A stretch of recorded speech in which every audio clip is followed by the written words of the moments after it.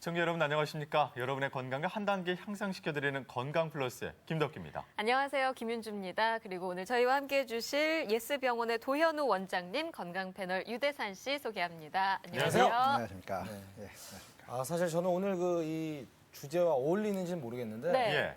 요즘 겨울이어서 굉장히 건조하잖아요. 예. 그러다 보니까 뭐 얼굴에 크림, 로션 뭐 좋은 거 다 발라도 건조해지고 막 피부가 갈라지고 잘 트고 막 그러거든요. 근데 오늘 원장님 뵈니까 너무 부러운 거예요. 지금 뭐 너무 꽃미남이신데다가 지금 옆에서 예. 보니까 피부가 너무 촉촉하고 그러게요. 진짜 이거 하늘이 지금 불공평한 것 같아요. 성함도 도현우 원장님 뭐 드라마에 나오는 예. 그런 느낌이고 또 공부도 잘하셔서 원장님 되시고 도대체 일단은 중요한 거는 피부 관리 어떻게 하시는 거예요? 도대체? 네네. 글쎄요, 저도 오랜만에 분장을 해봐서 네. 더 그래 보이지 모르겠는데 피부는 저보다 김윤주 아나운서 훨씬 김윤주 더 아나운서. 저한테 물어보는 거는 김윤주 오버하신 것 같습니다. 김윤주 아나운서는 뭐 말할 것도 없죠. 예. 네. 아니 저는 말할 게 없는 게 정말 피부에 대해서는 말할 게 없는 그런 예. 부족한 자신감을 갖고 있긴 한데 예, 제가 증명합니다. 네.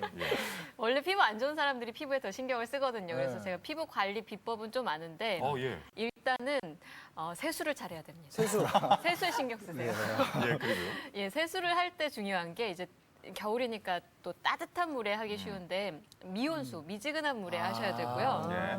세수를 한 다음에는 보습제를 반드시 듬뿍듬뿍 발라주셔야 됩니다. 아. 그리고 겨울이라고 자외선 차단제 안 바르시는 분들 많은데 예. 이것도 안 됩니다. 겨울에도 자외선 차단제 꼭꼭 꼭. 챙겨서 발라주셔야 되고요. 그렇군요. 어쩐지 김윤주 아나운서가 동안 피부로 계속 이렇게 유지할 수 나이에 비해서 정말 피부가 동안이거든요. 나이를 잘 몰라서. 네.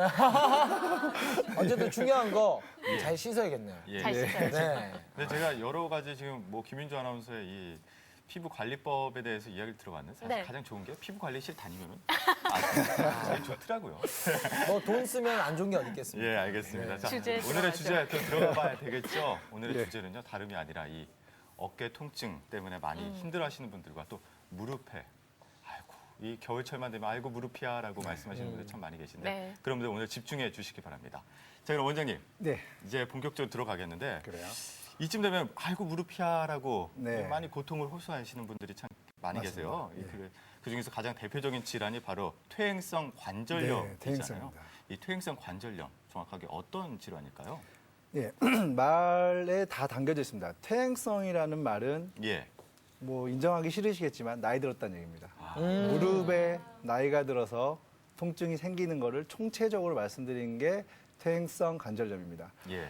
의학적으로 말씀드리면 여러분 닭다리 먹으면 예, 예. 끝에 이제 하얀 물렁뼈 있지 않습니까? 그렇죠, 그렇죠. 예, 그게 연골이라는 겁니다. 쉽게 예. 말하면 그 연골이 닳아서 통증이 생기는 게 퇴행성 관절염이면서 닳다가 그렇군요. 다 닳아서 없어져서 이제 그 뒤에 있는 뼈가 나타나게 되면 아. 그때는 이제 퇴행성 관절염의 말기라고 표현을 합니다.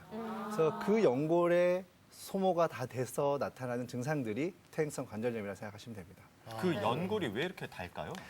네, 아까도 말씀드렸지만 예. 퇴행성 말이 붙은 거는 노화에 의한 거고요. 여러 가지 원인은 있습니다. 특히 이제 서양에 비해서 우리나라 사람들이 훨씬 더 많고요. 그다음에 아. 남자에 비해서는 여자가 월등히 많습니다. 네. 네, 이유는 이제 서양 사람들은 침대 씁니다. 아. 저희 사람들은 바닥에서 생활합니다. 아, 밑에 앉았다 일어나는 것 자체가 무릎에 하중을 주고요. 아. 저희는 가족들이 모여서 밥 먹을 때 밥상. 좌식으로. 네, 밥상에서 물을 옹기종기 먹지만 예. 서양 사람들은 식탁. 무조건 식탁입니다. 그 자세는 무릎에는 일단 도움이 되는 자세입니다. 그렇기 네. 때문에 저희 사람들은 제일 무릎에 위험이 노출이 돼 있고요. 또 하나는 대부분의 예전에 안 그랬지만 농업 예. 국가입니다. 저희는 예. 예. 다 쪼그리고 앉아서 밭일하십니다. 예. 그렇군요. 우리 쉽게 말씀드리는 건 쥐약이죠. 제일 무릎에는 제일 안 좋은 자세들을 평생 있는 가지고 계신 겁니다. 아유, 예, 가슴 그렇습니다. 아프네요. 그렇기 때문에 이제 예, 예. 우리나라 사람들이 훨씬 많고요. 또 여자분들이 많으신 이유는요. 예. 예. 여자분들은 남자한테 없는 폐경기라는 기간이 있습니다. 네. 네, 한 40대 후반에서 50대 초반에 이제 폐경이 이제 끝나고 그 후에 넘어가는 기간인데 그때 급격한 호르몬의 변화가 일어납니다. 호르몬 분비가 갑자기 줄어들면서 예. 그 호르몬의 하는 역할 중에 하나가 무릎의 연골의 대사작용을 일으키는입니다. 그게 없어지니까 말랑말랑하고 쿠션 역할을 잘하던 게 이제 그 딱딱해지는 거죠. 그러면서 네. 딱딱해진 걸로 버티다가 닳아서 없어지면 그게 이제 퇴행성 관절염으로 가게 되는 겁니다. 그래서 여자분들에게 월등히 많고 우리나라 사람, 특히 동양 사람들에게 서양 사람들은 많은 질환이 되겠습니다. 네. 이게 그러면은 저기 많이 굽혔다 필수록 안 좋은 거네요. 어떻게 보면. 아닙니다. 그 네. 굽혔다 폈다 자체가 무릎에 영향을 주지는 않고요. 예. 그 연골이 하는 가장 큰 일은 내 몸무게를 지탱하는 일입니다. 아. 그렇기 때문에 그냥 많이 굽힌다고 되는 게 아니고요. 예, 예. 굽힌 와중에서 하중을 줬을 때 그때 통증이 생기는 겁니다. 그래서 쭈그리고 앉는 게 안 좋은 예, 거네요. 안 좋습니다. 그리고 제일 안 좋은 건 많이 걷는 거 좋지 않습니다. 여러분. 그런가요? 그럼요. 몸무게 자기 몸무게 어. 작다고 생각하지만 무릎이 견디기에는 적은 몸무게들이 아닙니다. 그렇죠. 네. 예, 아닌 분들도 좀 있지만 예. 예, 대부분의 그 저희 어머님들 같은 경우에는 몸이 더 큽니다. 다리는 얇으시고 예. 그 몸무게를 이 불쌍한 애들이 계속 지탱한다고 생각해 보십시오. 예. 연골이 다를 수밖에 없습니다. 아니 그런데 흔히 저기 뭐야 뭐 차 너무 차만 타고 다니고 네. 너무 그런다. 네. 요즘 세대는 스피드 시대다. 네. 그러다 보니까 정말 몸이 오히려 더 약해진다라고 얘기를 많이 하잖아요. 그래서 많이 걸어라. 하루에 몇 분 이상 걸어라. 예. 그런 얘기 하는데. 정도가 있는 겁니다. 항상 어느 정도의 운동은 당연히 도움이 되는데 네. 예. 너무 안 하는 경우가 문제가 되는 거고요. 그거는 퇴행성 관절염하고는 좀 달라집니다. 그럴 경우에는 무릎 주위에 있는 근육이 약해져서 통증이 나타나는 거기 때문에 그럴 때는 퇴행성 관절염이랑 좀 다른 증상들이고요. 제가 말씀드린 퇴행성은 너무 많이 써서 너무 걸어서 생기는 특히 이제 요즘 안 좋은 거는 예. 등산 좋지 네, 않습니다. 네, 네. 예. 그렇군요. 네. 특히 또 등산은 내려갈 때 어머님들한테 어, 잘하시네요. 올라갈 때는 근육의 힘으로 버티는데요. 내려갈 때는 순전히 연골로 하중을 지탱하게 됩니다. 그럴 네. 때 통증이 더 심해지고 연골이라든지 연골판이 손상되는 경우가 많이 생깁니다. 그러면 등산은 그냥 걸어서 올라가고 내려올 때 케이블카 케이블카가 예. 밑에까지 있는 케이블카가 있나요? 아니고 정말 최첨단 시대에 살고 계시. 알겠습니다. 예, 맞는 운동 찾아서 네. 하셔야 될 것 같은데 보통은 이제 무릎이 아프면 퇴행성 관절염이다 이렇게 생각할 수 있을 텐데 그 외에 다른 증상들도 있을까요? 네, 퇴행성 관절염의 전형적인 증상은 무릎에 국한된 통증입니다. 아, 그러니까 예. 단순히 무릎이 아픈 게 맞습니다. 네. 근데 무릎에는 위에 인대, 뼈, 근육 다 연결이 되어 있습니다. 허벅지나 종아리에 통증을 느낄 수도 있지만 퇴행성 관절염의 90% 이상은 무릎 예. 통증입니다. 그래서 다른 증상이 있을 경우에는 일단은 감별을 해야 됩니다. 네. 척추의 증상이라든지 여러 다른 증상하고 감별한 다음에 무릎 증상이 맞다는 것을 확인을 하셔야 됩니다. 그 무릎에 통증이 있다 그랬는데 정확하게 무릎이 아프면 어떻게 아파요? 퇴행성 관절염 중에서는요. 예. 환자분들이 와서 저한테 얘기할 때는 항상 여기가 아파요 하고 주먹으로 손으로 무릎 예. 전체를 감쌉니다. 다 아픈 겁니다. 특히 앞쪽이 아프고요. 그렇구나. 네, 다르게 예. 안쪽만 아파요, 바깥쪽만 아파요 하면 예, 측면이 일단은 퇴행성 관절염이 아닐 수 있다라는 네. 개념을 가지고 환자에 접근을 하셔야 됩니다. 그렇군요. 네. 근데 관절염 하면은 또 대표적인 게 류마티스 관절염인데. 네, 맞습니다. 류마티스 관절염과 퇴행성 관절염 어떤 차이가 있을까요?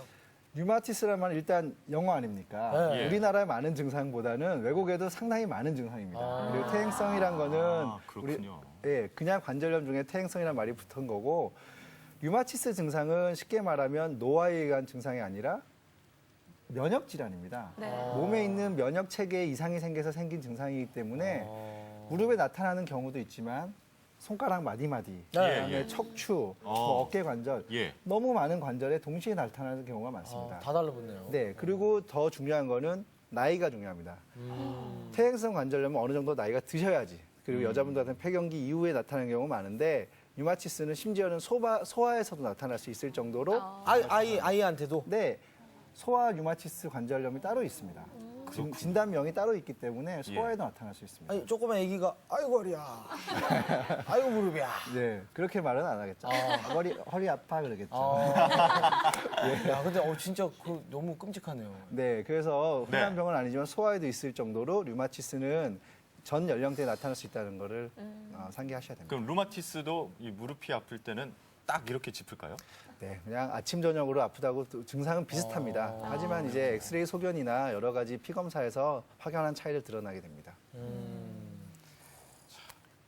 이 무릎 여러 가지 이야기 해봤는데 오늘의 주제가 또 무릎 말고도 네. 어깨를 네, 맞습니다. 이야기해봐야 될 것 같은데 어깨 하면 가장 대표적인 게 우리 어머니들이 네. 오십견 때문에 그렇게 네. 이 팔에 들지를 맞아. 못해서 네, 맞습니다. 예. 오십견 정확히 어떤 아까 뭐 오십견이 견자가 견자가 예, 엉덩이 견자라고 그러는데 네. 쉽게 말해서 어깨 견자죠. 예, 예. 50대 나이에 예. 여성분들에서 주로 많이 생긴다 해서 붙은 별명입니다. 오십견이라는 거는. 이것도 예. 또 여성분들 네, 주로 여성분들입니다. 여성도 왜냐하면 어떡할까요, 이제 진짜? 예, 이것도 호르몬 문제가 있기 때문에 예. 그래서 이제 생기는 병들인데 그 오십견이라는 거는 예. 정확한 진별명은 아니고요. 우리나라에서 생긴 그 진단명이고요. 아. 원래 정확한 명은 유착성 관절 낭염입니다. 50견이 어렵네요. 난데. 네, 오십견이 낫죠. 네. 근데 풀어서 해설하면 쉽습니다. 유착이라는 거는 굳는 거고요. 예. 관절낭이라는 거는 관절 주위에 있는 주머니들을 얘기합니다. 예. 관절 자체가 딱딱하게 굳어버려서 생기는 병이라고 생각하시면 됩니다. 아. 외국에선 이거 동결견이라고 합니다. 그러니까 예. 무슨 말이냐면 제가 영어를 잘 못하지만 프로즌 숄더라고 합니다. 예. 얼었다. 어깨가 얼었다. 어. 잘하시네요. 프로즌. 네, 프로즌. 어깨가 얼었다는 뜻입니다. 같은 예. 느낌은 비슷하시죠. 굳었다는 네, 느낌입니다. 네. 그래서 저희 나라에서만 오십견이라는 말을 쓰고요. 50대 여자분들의 관절이 굳어서 관절 운동에 제한이 옵니다. 잘 올리지도 않고 뒤로 제끼지도 못하고 그렇죠. 여자분들 같은 경우에 위에 속옷을 자기 혼자 못 입는 경우가 생깁니다. 아이고. 앞으로 그렇군요. 돌려서 채우고 뒤로 돌리는 그런 분들이 있죠. 예. 바로 등 뒤로 손이 안 갑니다. 예. 아. 이런 증상들을 오십견이라고 정의하시면 됩니다. 오십견은 네. 상당히 포괄적인 단어입니다. 예, 단순히 오십견만 있는 건 아니고요. 그 예. 안에 다른 질병들을 속해 있는 경우가 많습니다. 그 50견이랑 목 디스크랑은 다른 거죠? 다르죠. 증상은 비슷하게 나타날 가능성은 있습니다. 예. 목 디스크도 이만한 큰 병이고요. 오십견도 큰 병인데 예. 둘이 교집합이라고 아시죠? 예, 예. 증상이 비슷하게 나타나는 경우가 있기 때문에 많은 의사들과 환자들이 혼동을 하게 되는데요. 예. 가장 중요한 키포인트는 오십견은 어깨가 아프면서 어깨를 움직일 때 아픕니다. 아, 예, 움직여요. 네. 어깨를 움직인다거나 어깨를 높게 올리고 뒤로 제꼈을 때 아픈 거고요. 예. 목 디스크는 그 증상일 때 그렇게 행동을 취할 때는 오히려 증상이 해소가 됩니다. 아. 가장 중요한 키포인트고요. 아. 그 다음에 이제 목 디스크의 증상들, 팔 저리다든지 목 아프다 이런 증상들은 어깨하고 감별이 됩니다. 특히 어깨에 오십견이 있을 때 팔 저린 증상은 거의 없다고 보시면 됩니다. 그렇군요. 뭐 지금 말씀하셨듯이 일단은 그 노화 네. 그리고 또 여성분들의 어떤 호르몬 변화 네. 이런 것들로 인해서 오십견이 많이 온다고 말씀하셨는데 네. 그것뿐만이 아니라 요즘엔 젊은층 특히 뭐 예. 이렇게 공부하는 친구들이라든지 네, 이렇게 맞습니다. 스마트폰이나 이런 거 보기 때문에 어깨 질환이 많이 오시는 분들이 있어요. 네, 맞습니다. 그런 분들한테 딱 정확하게 오십견이라는 표현을 붙이기엔 좀 애매합니다. 예, 애매하긴 한데 정밀 검사를 해보면 우리가 흔히 얘기하는 오십견과 그분들의 오십견 어깨 통증에는 분명한 차이가 있습니다. 젊은 분들한테 많이 오는 경우엔 예로부터는 다치고 난 후에 기부스 하지 않습니까? 네. 고정을 팔걸이를 하든지 이러고 난 다음에 한 5, 6주 어깨를 못 쓰고 난 다음에 쓰게 되면은 생기는 외상 후 오십견이 있습니다. 네. 외상 후 오십견. 예. 어깨 안 쓰니까 굳습니다. 어. 네, 그래서 그게 오십견이 나타나는데 그거는 운동으로서 금방 풀어집니다. 음. 근데 요즘 들어서 제일 많이 한 거는 이제 컴퓨터죠. 마우스를 들고 하루 종일 이제 일 때문에라도 컴퓨터를 하시는 분들은 그렇죠. 목부터 어깨까지 통증이 있습니다. 아. 예. 이럴 때는 굳이 오십견이라는 표현을 못 쓰더라도 어깨 예. 통증은 지속적으로 있는 거죠. 그렇죠. 스트레칭이 제일 약입니다. 쉽게 말하면 약물 치료나 뭐 어떤 적극적인 치료보다 수시로 스트레칭 하시는 게 한 근육을 계속 쓰면서 어깨가 굳어 있는 경우에는 그런 증상이 옵니다. 네. 그렇기 때문에 계속 중간중간에 스트레칭을 하시는 게 방송 중에도 계속 스트레칭을 하시는 게 네. 어깨랑 좋습니다. 선생님께 질문하고 답 들으면서 예, 스트레칭. 카메라 안 돌아가면 잠깐 하시고 중요합니다. 네. 스트레칭 요즘 귀여운 거 많잖아요. 네. 1 더하기 1은 귀염이. 그런 어깨 스트레칭은 아닌가요? 네, 전혀 도움 안 됩니다. 보는 저희는 마음이 도움이 되네요. 예, 아이고. 저도 재밌었어요. 훈훈합니다. 네, 그 무릎 질환이나 어깨 질환 같은 거 네. 어떻게 치료할 수 있을까요? 한 20일, 30일 걸려도 다 해결 못하죠. 말로는. 네. 간단하게 비수술적인 거, 수술적인 거 있습니다. 예. 네, 비수술적인 여러 가지 요법 중에 최근 각광받고 있는 수술들이 DNA, 줄기세포, 이렇게 멋있는 말들 붙어 있는 치료들이 있고요. 수술적인 치료는 이제 고식적으로 예전부터 예. 관절경 수술이라든지 그다음에 정 안 되면 인공관절 하는 수술 여러 가지 방법은 있습니다. 갑자기 DNA 말씀하시니까 의사가 아니라 박사님 아, 궁금해집니다. 그래요. 저도 예전에 제가 의학을 처음 공부할 때는 이 치료가 예. 없었던 걸로 기억합니다. 네. 네, 전문의가 돼서 나서 이제 이렇게 여러 환자를 보다 보니까 이 새로운 치료가 이제 생긴 거죠. DNA라고 해서 예. DNA가 있는 게 아닙니다. DNA 치료는 그 쉽게 말하면 여러분들 그 상처가 심해서 욕창 같은 거 있으신 분들 네. 있지 않습니까? 네. 그 살을 잘 차오르게 하는 데서 기인한 약품입니다. 쉽게 말하면 처음에는 주사를 거기다 놨을 때 살이 빨리 차오르더라. 이유는 그 살을 치유를 하는 예. 첫 번째 세포에 대해 섬유아세포라는 세포를 자극을 해서 이제 상처 치유를 빠르게 하는 건데 예. 예, 그랬을 경우에 이제 그런 세포 DNA 치료를 연골이나 어떤 인대에도 치료를 했더니 효과가 너무 좋아서 네, 이제 새로 상품적으로 개발된 것들이 DNA 치료라고 하고요. 비수술적인 치료입니다. 반면에 이제 줄기세포 치료라는 거는 예. 줄기세포는 뭐 얼마 전에 또 유명하신 분 황 무슨 박사님 예, 예, 예. 때문에 유명해졌는데 예. 황우석 박사님. 예, 뭐 저는 실명은 거론 안 했습니다. 예. 그 줄기세포라는 거는 사람이 아주 어렸을 때부터 세포의 여러 개가 몸에 팔로 되고 다리가 되고 연골이 되고 다 변하게 됩니다. 네. 예. 그 변하기 전에 세포를 채취를 해서 연골에 갖다 놨더니 그 연골이 재생이 되더라 하는 그런 아주 근본적인 치료가 되는데 그런 어떤 이제 의학적으로 우리나라에서 인정을 한 유일한 줄기세포 치료가 이 관절에 대한 줄기세포 치료가 되겠습니다. 그렇군요. 네. 일단은 두 치료에 대해서 설명을 해주셨는데 네, DNA 증식 치료, 줄기세포 치료, 네. 뭐 이 두 치료의 뭐 장단점이라든지 아니면은 혹시 그 적용 대상이라든지 이런 거에 대해서 좀 자세하게 좀 짚어주실게요. 예, DNA 치료는 앞서 말씀드렸지만 주사 치료입니다. 여러분들 그 연세 드신 분들 무릎 아프면 연골 주사 맞는데요. 예. 그런 주사를 한 3회에서 5회 정도를 관절 내에 주입을 해서 달아있는 연골을 증식을 시키는 치료고요. 줄기세포는 그와 반면에 다르게 수술적인 치료입니다. 그래서 관절경 수술을 동반을 하셔야 치료가 되고요. 자기 몸에 있는 특히 골반에서 골수를 채취를 해서 그 안에 줄기세포만 따로 배양을 한 후에 예, 관절 내에 집어넣어서 증식을 시키게 하는 목적을 갖고 있는 수술적인 치료라고 합니다. 아무리 생각해도 줄기세포는 마취를 하고 수술을 해야 가능한 치료가 되겠습니다. 그 근막 치료와 일반 증식 치료 이런 건 어떤 원리로 네. 하는 거예요? 근막 치료 같은 경우에는 이제 무릎이 아파서 무릎 안에 연골이 닳았다고 하더라도 연골만 치료해서는 해결이 안 되는 경우가 많습니다. 예. 왜냐하면 그것 때문에 장시간 동안 통증이 있었을 경우에는 주위 근육도 위축이 돼 있고 네. 인대도 약해져 있을 겁니다.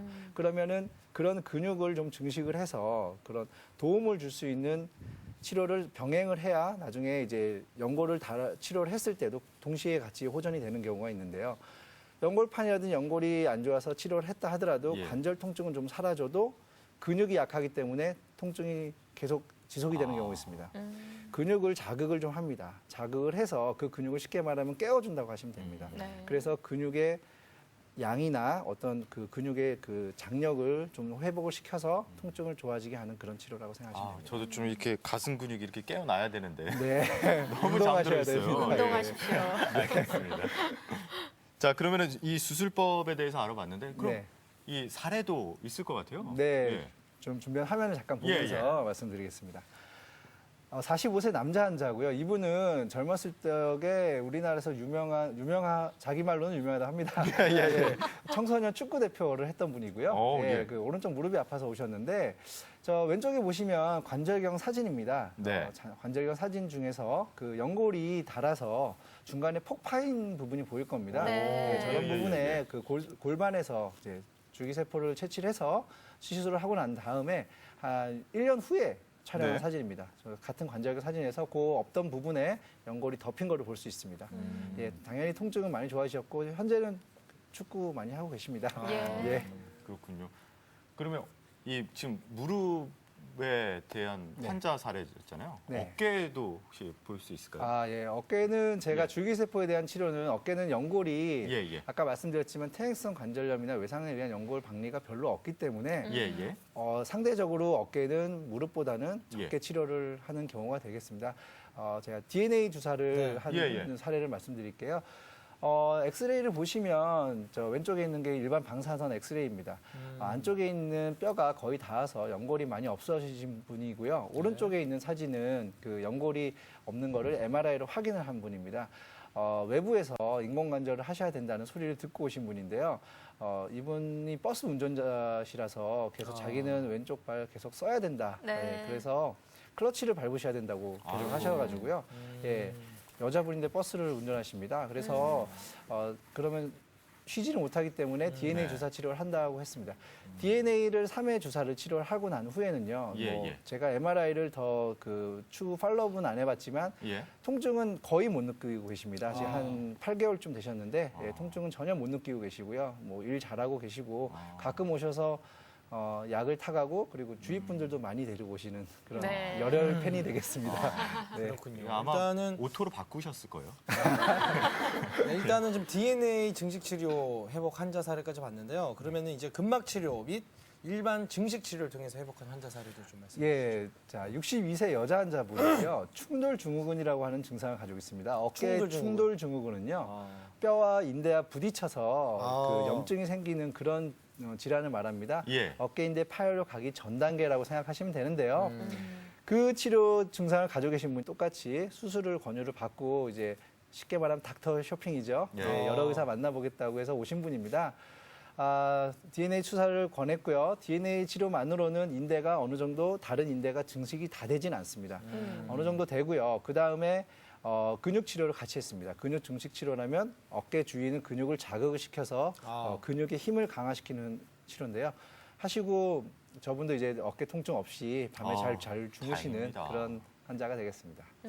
그럼 이 제가 아는 분들 중에서 네. 이 퇴행성 관절염 때문에 수술하신 분이 있는데 아, 꼭 예. 수술이 필요한 분도 예, 네. 계실 것 같아요.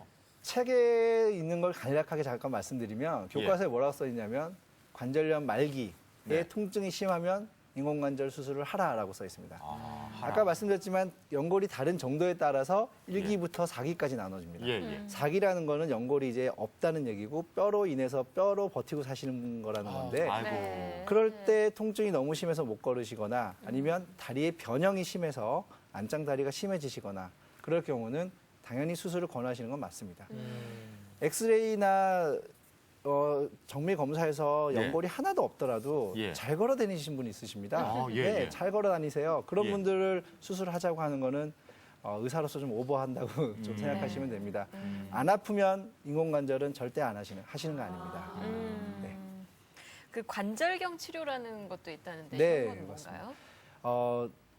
관절경 치료는 지금 예. 워낙 많이 이제 쉽게 말하면 일반화돼 있습니다. 일반화돼 예. 있기 때문에 좀 모르신다고 하시면 좀 애매한데요. 우리 그 위내시경 있지 않습니까? 예. 다 받아보셨을 거예요. 위내시경처럼 관절 안에 구멍을 조금만 뚫고 2개 정도에 뚫고 이제 빨대처럼 생긴 카메라를 집어넣습니다. 빨대처럼 생긴 카메라를 직접 관절 안에 집어넣어서 관절을 보고요. 보면서 반대쪽 구멍으로는 다른 소작하는 기구를 집어넣어서 원인 병변을 이제 치료하는 그런 간단한 기술이 되겠고요. 뭐 심한 후유증이나 아니면 재활에 큰 문제가 되는 그런 치료 방법은 아닙니다. 아주 간단한 치료라고 생각하시면 됩니다. 다행이네요. 그럼 관절경 치료를 통해서도 또 회복된 분이 계신가요? 네, 말씀드리겠습니다. 저 화면 보면서 설명드리겠습니다. 예. 왼쪽에 있는 사진과 오른쪽에 있는 사진은 무릎 반월상 연골판이 파열됐다고 해서 찾아온 분입니다. 저 환자분 같은 경우에는 이제 아까 말씀드렸처럼 무릎 전체가 아프신 게 아니라 내측 딱 여기만 아파요라고 딱 찝습니다. 이제 아. 그런 통증이 있으시고 계단 내려갈 때 아파하시고 예, 50세 여자분인데 관절염은 아닙니다. 자기는 관절염으로 아셨다고 오시는데 우리가 흔히 얘기하는 퇴행성 관절염은 아니시고요. 반월상 연골판이라는 거는 제가 아까 닭다리 말씀드렸잖아요. 이번엔 도가니탕 아시죠? 네. 예, 도가니탕 안에 보면 몰랑몰랑한 조직이 있어요. 예. 그게 이제 무릎 사이에 껴 있어서 무릎에 쿠션 역할을 하는 조직이 있는데 그게 반월상 연골판입니다.